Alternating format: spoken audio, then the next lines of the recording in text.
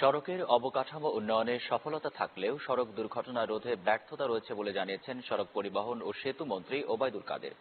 জাতীয় প্রেস ক্লাবে নিরাপদ সড়ক চাই আন্দোলনের ২৪তম প্রতিষ্ঠা বার্ষিকী উপলক্ষে আয়োজিত অনুষ্ঠানে তিনি একথা বলেন।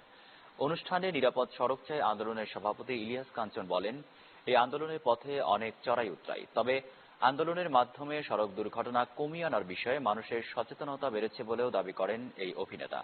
অদক্ষ চালকদের প্রশিক্ষণের প্রস্তাবে সেতুমন্ত্রী ওবায়দুল কাদের পাশে থাকার আশ্বাস দেন।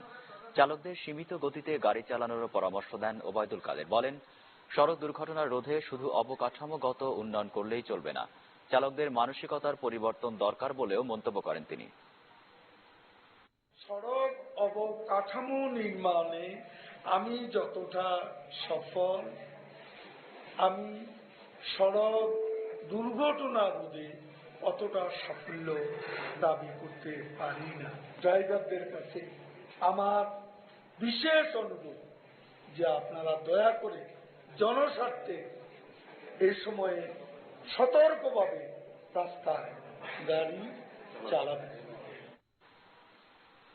জাতীয় পার্টির চেয়ারম্যান এইচ.এম. এরশাদ মন্তব্য করেছেন, দেশ এখন গভীর সংকটে রয়েছে। সকালে বনানীতে নিজের দলীয় কার্যালয়ে জাতীয় ওলামা পার্টির